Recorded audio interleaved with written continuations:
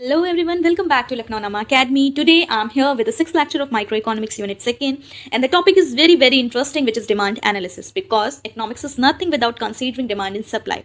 So let's start the session. Let's start with the meaning of demand. And as we know, demand means a desire, means to a mere wish to have a commodity. Demand क्या होती है? Desire होती है, एक wish होती है कि हम उस commodity को purchase कर लें. ठीक है, जैसे कि यहाँ पे एग्जाम्पल दिया है, एक पुअर है, उसकी पॉकेट में सिर्फ 200 है. क्या वो कार परचेज कर सकता है या नहीं कर सकता?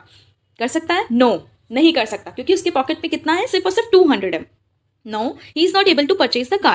And the next is want is that desire which is backed by the ability and willingness to satisfy it. अब want क्या होता है? Want किसको कौन बैकअप करता है? Want को उसकी ability and willingness बताता है कि क्या वो इस कार को परचेज कर सकता है या नहीं. ठीक है, तो ये क्या होता है? यहाँ पे देखिए एग्जाम्पल में क्या दिया है मैंने. एग्जाम्पल में दिया है कि for example in the above example if the poor person wins a lottery, उसकी लॉटरी लगी, जो ऊपर वाला बंदा था उसकी लॉटरी लगी. Now he is able to purchase the car और not.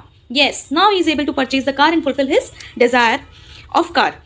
Will be termed as want. ये क्या है? एक वांट है, ये क्या है? डिजायर है. तो डिमांड क्या होता है? डिमांड एक डिजायर एंड वांट का क्या होता है? समेशन होता है. जब आपकी डिजायर होती है एट द सेम टाइम जब आपकी वांट होती है, तो जब जो चीज़ें इन दोनों कंडीशन को सेटिस्फाई कर देती है, देन वी सेड की डिमांड इज फुलफिल्ड. ठीक है, and the next is demand is an extension to want as it has two more characteristics. कह रहा है कि डिमांड के दो और कैरेक्टरिस्टिक्स होते हैं. Demand is always defined with reference to price. Demand को हम हमेशा प्राइस के रेफरेंस में डिफाइन करते हैं. जैसे अभी ऊपर के एग्जाम्पल में मैंने 200, एक पुअर के पॉकेट पे कितना रुपीस था? 200 था. 200 के रेफरेंस में मैंने डिमांड समझाई है ना. तो हमेशा जब भी हम डिमांड को क्लैरिफाई करते हैं या जब भी हम डिमांड को समझते हैं with reference to its price, उसके प्राइस के रेफरेंस में हम हमेशा डिमांड को समझते हैं. उसके बाद क्या है? यहाँ पे देखिए दिया हुआ है demand is always with respect to period of time. फिर उसके बाद क्या बताया कि डिमांड एक पीरियड ऑफ टाइम के लिए होती है. ठीक है, पता है एक पर्टिकुलर पीरियड डिसाइड कर दिया जाता है, वो पर्टिकुलर पीरियड के लिए होती है.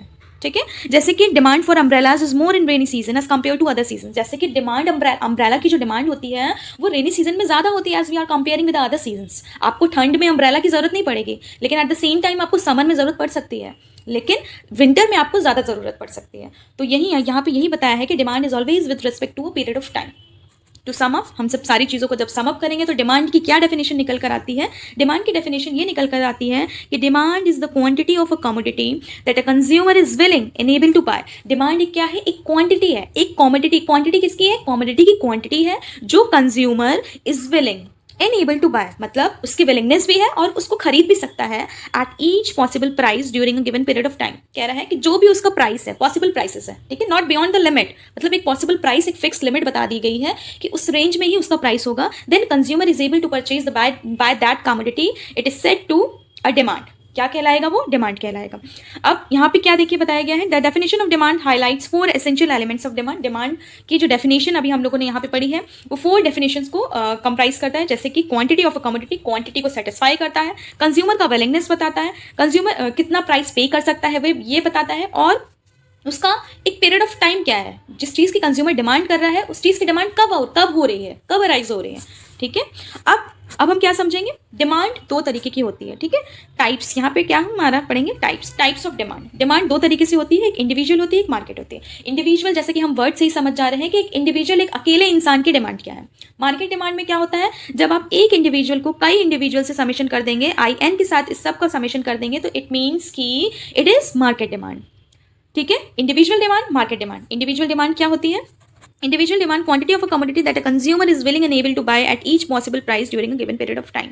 कह रहा है कि जो एक consumer is willing and able to buy at each possible price during a given period of time. Fine.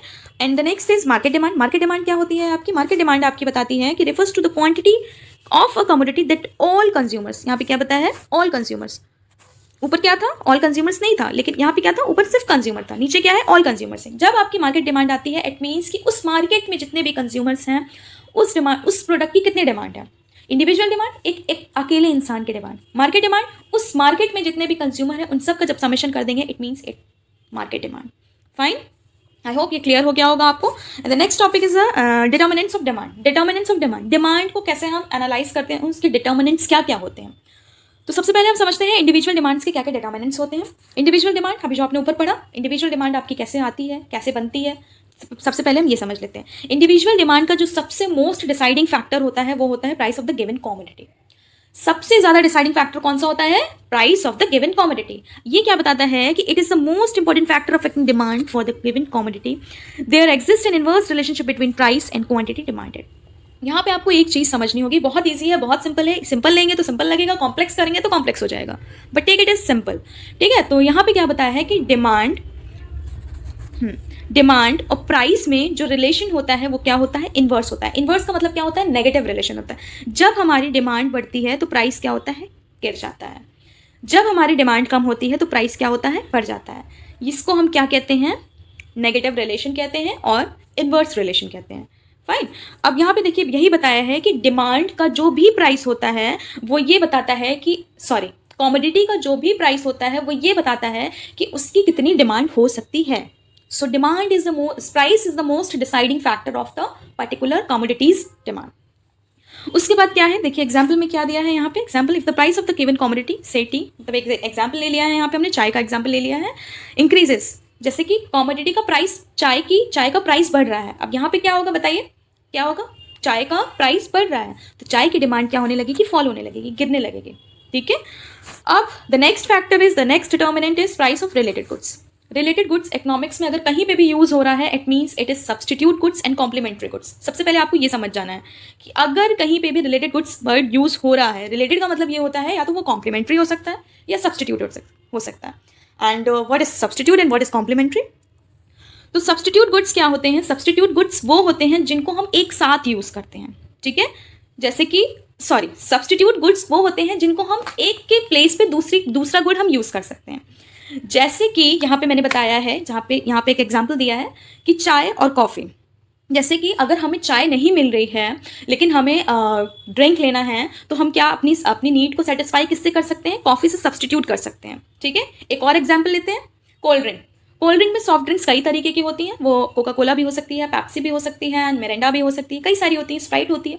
तो अगर आपको पेप्सी की ज़रूरत है, पेप्सी का नीड है, लेकिन आपको अगर एट द सेम टाइम अगर आपको पेप्सी नहीं मिल रही है तो आपको स्प्राइट अगर मिल रही है तो Pepsi is the substitute of Sprite. ठीक है, सब्सटीट्यूट गुड्स समझ में आ गए।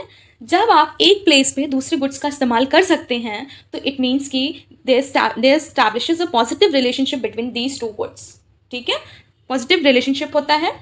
अगर आपको पेप्सी नहीं मिल रही है तो आपने किसकी डिमांड किससे पूरी कर ली? स्प्राइट से पूरी कर ली। अगर आपको चाय नहीं मिल रही है तो आपने उसकी डिमांड किससे पूरी कर ली? कॉफ़ी से पूरी कर ली। ठीक है। अब substitute goods are those goods which can be used in place of one another for satisfaction of particular want like tea and coffee. एक पर्टिकुलर वांट को सेटिस्फाई करने के लिए होता है। An increase in the price of substitute goods leads to an increase in the demand for the given commodity and vice versa. ये बहुत ध्यान से समझिएगा, थोड़ा सा टेक्निकल है, बाकी बहुत ईजी है, इतना डिफिकल्ट नहीं है। यहाँ पे ये बताया है कि सब्सटीट्यूट गुड्स में, ठीक है, और उसकी प्राइस में कैसा रिलेशन होता है? पॉजिटिव रिलेशन होता है। कैसे होता है ये हम समझ लेते हैं। कैसा रिलेशन होता है? पॉजिटिव रिलेशन होता है। ठीक, सब्सटीट्यूट गुड्स के प्राइस अगर बढ़ते हैं, ठीक है, सब्सटीट्यूट गुड्स के प्राइस अगर बढ़ते हैं तो सब्सटीट्यूट गुड्स की डिमांड क्या हो जाती है? बढ़ जाती है। ठीक, समझ में आया? नहीं समझ में आया? फिर से समझते हैं। सब्सटीट्यूट गुड्स के अगर प्राइस बढ़ रहे हैं, जैसे कि यहाँ पे हम एग्जाम्पल लेते हैं टी एंड कॉफ़ी का। हमने यहाँ पे एग्जाम्पल ले लिया टी एंड कॉफ़ी। इनकी प्राइस क्या हो रहे हैं? बढ़ रहे हैं। ठीक, इनके प्राइस क्या हो रहे हैं? बढ़ रहे हैं। सपोज कि कॉफ़ी के प्राइस क्या हो रहे हैं? बढ़ रहे हैं। तो अब टी की डिमांड का क्या होगा? Both are the substitute goods. ठीक है, अब बताइए मुझे टी की डिमांड का क्या होगा? टी की डिमांड बढ़ेगी या कम होगी? जब कॉफ़ी के प्राइस अगर बढ़ रहे हैं तो टी की डिमांड क्या हो जाएगी? बढ़ जाएगी, है ना, क्योंकि टी का price remains constant, but coffee का प्राइस क्या हो रहा है? बढ़ रहा है, तो टी की डिमांड भी क्या हो जाएगी? बढ़ जाएगी। तो इसलिए हम ये कहते हैं कि अगर सब्सटीट्यूट गुड्स के प्राइस अगर बढ़ते हैं तो डिमांड क्या हो जाती है? उनकी बढ़ जाती है। It means establish a positive relationship between price and substitute goods. Clear? तो यहाँ पे देखिए वही चीज़ लिखी गई है, an increase in the price of substitute goods leads in the increase in the demand for given commodity and vice वर्सा। उसका opposite होता है, अगर सब्सटीट्यूट गुड्स की प्राइस कम हो रहे हैं तो सब्सटीट्यूट गुड्स की डिमांड क्या होती है? कम हो जाती है। जैसे समझ लेते हैं, इसको भी समझ लेते हैं। टी एंड कॉफ़ी का एग्जाम्पल दिया था मैंने, टी एंड कॉफ़ी का एग्जाम्पल दिया था, टी एंड कॉफ़ी। ठीक, टी एंड कॉफ़ी का एग्जाम्पल दिया था। अब यहाँ पे हम ये समझते हैं कि टी का प्राइस क्या हो गया? गिर गया। टी का प्राइस गिर गया, कॉफ़ी का प्राइस गिर गया। अब टी की डिमांड पे क्या असर होगा? टी की डिमांड क्या हो जाएगी? कम हो जाएगी। है ना। जिसका प्राइस बढ़ रहा है, घट रहा है, उसके सब्सटीट्यूट गुड्स पे देखना है कि उसका क्या असर हो रहा है, उस पर क्या असर हो रहा है, उसकी डिमांड बढ़ रही है या घट रही है। इसकी डिमांड क्यों कम हो जाएगी? क्योंकि कॉफ़ी इसके कंपैरिजन में, टी के कंपैरिजन में सस्ती हो जाएगी, चीपर हो जाएगी, तो लोग क्या प्रेफर करेंगे? कॉफ़ी प्रेफर करेंगे। ठीक है, तो यही बोलता है कि सब्सटीट्यूट गुड्स और उनके प्राइस में पॉजिटिव रिलेशन होता है। For example, if the price of substitute goods increases the demand for a given, वही चीज़ जो भी मैंने आपको बताई है वो यहाँ पे लिखी हुई है। Okay, and the next is complementary goods. अब कॉम्प्लीमेंट्री गुड्स क्या होते हैं ये देखते हैं। कॉम्प्लीमेंट्री गुड्स क्या होता है? Complementary goods are those goods which are use together to satisfy a particular want. Complementary goods वो होता है जो हम एक साथ यूज करते हैं to satisfy a particular want. किसी एक वांट को सेटिस्फाई करने के लिए हम उसको यूज करते हैं। जैसे टी एंड शुगर। ठीक है, आपकी चाय शुगर के बिना अधूरी है ना। अब यहाँ पे एक्सेप्शनल केस, आप डायबिटिक पेशेंट की बात मत बताइएगा कि मैम डायबिटिक पेशेंट तो विदाउट शुगर टी ले लेते हैं। नो, हम यहाँ पे एक एक्सेप्शन की बात नहीं कर रहे हैं, हम इन जनरल बात कर रहे हैं कि टी और शुगर की कैसी डिमांड है? कॉम्प्लीमेंट्री डिमांड है। क्यों? आप टी को विदाउट शुगर नहीं पी सकते। ठीक है, टी शुगर के साथ ही कंप्लीट होती है। ठीक, और एक एग्जाम्पल और है, पेन और रिफिल। पेन, रिफिल, क्या आप पेन को विदाउट रिफिल यूज़ कर सकते हैं? नहीं। क्या आप रिफिल को पेन के बिना यूज़ कर सकते हैं? नहीं। ठीक है, तो इसलिए ये सारे एग्जाम्पल्स किसके हो गए? कॉम्प्लीमेंट्री गुड्स के हो गए। तो जब अब कॉम्प्लीमेंट्री गुड्स और प्राइस में रिलेशन समझ लेते हैं हम। कॉम्प्लीमेंट्री गुड्स और प्राइस में रिलेशन क्या होता है? वाइस नेगेटिव रिलेशन होता है। कैसा नेगेटिव रिलेशन होता है? जब हमारी, जैसे यहाँ पे हम देख लेते हैं, टी प्लस शुगर। ठीक है, टी प्लस शुगर दोनों की डिमांड है और प्राइस, ये हमारा कॉम्प्लीमेंट्री हो गया, ये प्राइस हो गया। अब हम ये देखते हैं कि जब शुगर का प्राइस क्या हो रहा है? बढ़ जा रहा है। किसका प्राइस बढ़ रहा है? शुगर का प्राइस क्या हो रहा है? बढ़ जा रहा है। टी की डिमांड पे क्या असर पड़ेगा? क्या असर पड़ेगा? ये असर पड़ेगा कि जब शुगर का प्राइस बढ़ जा रहा है, इट मीन्स कि टी भी आपकी महंगी हो जाएगी, क्योंकि T is nothing without sugar. T को कंप्लीट करने के लिए शुगर की ज़रूरत है। तो यहाँ पे हम ये समझेंगे कि यहाँ पर कॉम्प्लीमेंट्री गुड्स जो टी और शुगर होते हैं, उनका प्राइस और डिमांड के बीच में कैसा रिलेशन होता है? नेगेटिव रिलेशन होता है। जब इसका प्राइस बढ़ता है तो इनकी डिमांड क्या होती है? कम हो जाती है। जब इनका प्राइस कम होता है तो इनकी डिमांड क्या होती है? बढ़ जाती है। ठीक है, I hope it gets clear to all of you. अगर नहीं भी समझ में आया होगा तो प्लीज़ कॉमेंट सेक्शन में आप बता दीजिएगा, which is open to for all of you. And the next is income of the consumer. And the next determinant क्या होता है? Income of the consumer. Consumer की जो इनकम होती है वो भी बहुत डिसाइडिंग फैक्टर होता है एक डिमांड के लिए। अब ऐसा तो हो नहीं सकता ना कि किसी कंज्यूमर की इनकम 10K है तो क्या वो 15K की डिमांड कर सकता है? नथिंग ना, मतलब इट्स नॉट पॉसिबल। ठीक है, तो यही यहाँ पे बताया गया है कि income of the consumer, demand for a commodity is also affected by income of the consumer. How ever the effect of change in income on demand depends on the nature of the commodity under consideration. यहाँ पे यही बताया है कि जो income of the consumer होती है और जो डिमांड होती है, उनके बीच में कैसा रिलेशन होता है? पॉजिटिव रिलेशन होता है। कैसे पॉजिटिव होता है ये समझ लेते हैं हम। कैसे पॉजिटिव होता है? ऐसे पॉजिटिव होता है जब आपकी इनकम बढ़ती है तो डिमांड भी बढ़ जाती है। ठीक है, पहले आपकी इनकम थी 10, अब आपकी 15 हो गई, तो आपकी डिमांड कितने से बढ़ गई? 5K से बढ़ गई। ठीक है, तो वही यहाँ पे बताया है कि डिमांड और इनकम के बीच में पॉजिटिव रिलेशन होता है। ठीक, अब दो गुड्स होते हैं, नॉर्मल गुड होते हैं और एक इन्फीरियर गुड होते हैं। नॉर्मल गुड वो होते हैं जिनकी डिमांड, जब इनकम बढ़ जाती है तो उनकी डिमांड भी क्या होती है? बढ़ जाती है। ये कौन से गुड होते हैं? नॉर्मल गुड्स होते हैं। ठीक है, ये नॉर्मल गुड्स होते हैं। And the inferior good is what? Inferior goods वो होते हैं जिनकी डिमांड कम हो जाती है जब इनकम बढ़ जाती है।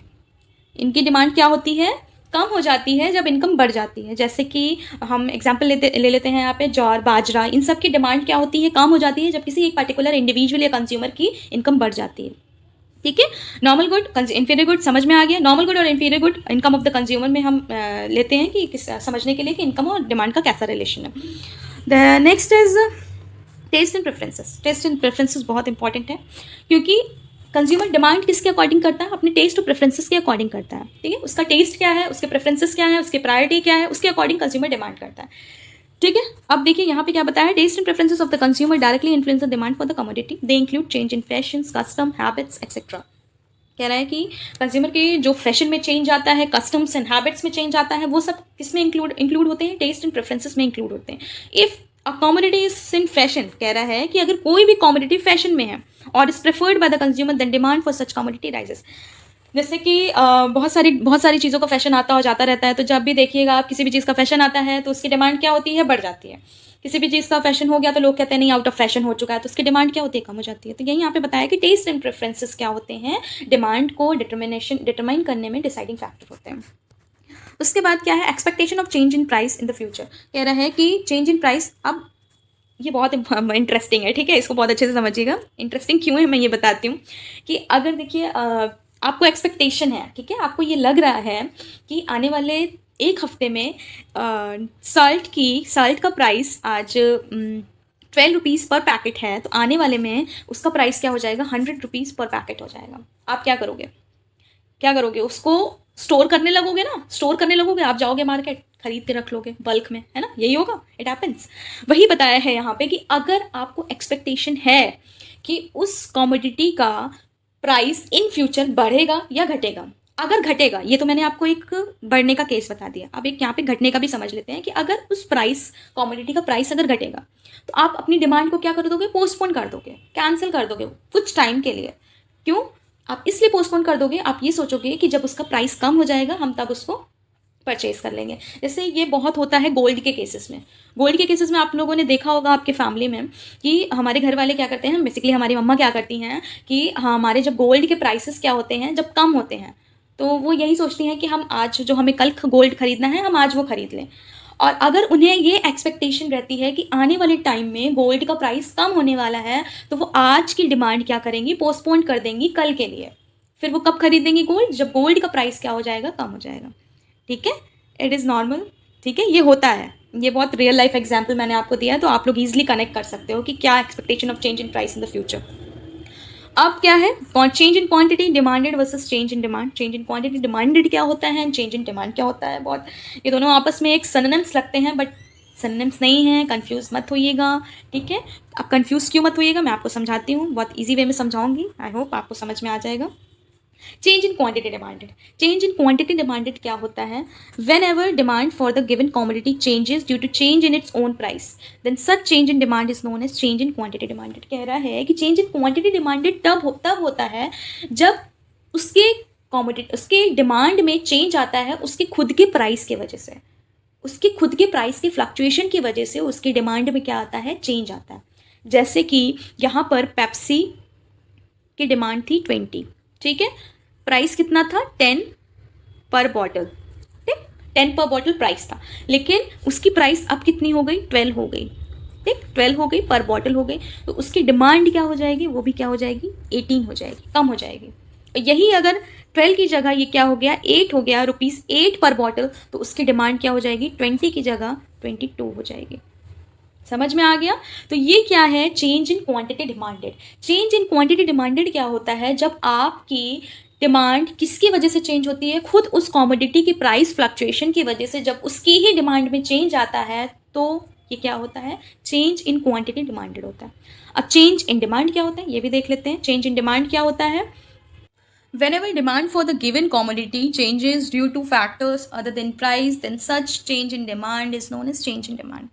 कह रहा है कि उसके प्राइस के अलावा, it means price is constant here in change in demand, ठीक है, यहाँ पे प्राइस क्या होता है, कांस्टेंट होता है, लेकिन उसके अलावा और बाकी चीज़ों में अगर चेंजेस आ रहे हैं और उसके वजह से उस कॉमोडिटी की डिमांड चेंज हो रही है, बढ़ रही है या घट रही है, इट मीन्स कि वो क्या है, चेंज इन डिमांड है, ठीक है। अब अदर फैक्टर्स क्या क्या हो सकते हैं, जैसे कि उसका टेस्ट चेंज हो गया, उसके प्रेफरेंसेस चेंज हो गए, कंज्यूमर की इनकम बढ़ गई, कंज्यूमर की इनकम कम हो गई, ये सब क्या है, टैक्स, गवर्नमेंट ने टैक्स ज़्यादा लगाना स्टार्ट कर दिया, तो ये सब क्या है, फैक्टर्स, अदर फैक्टर्स हैं किसके, चेंज इन डिमांड के।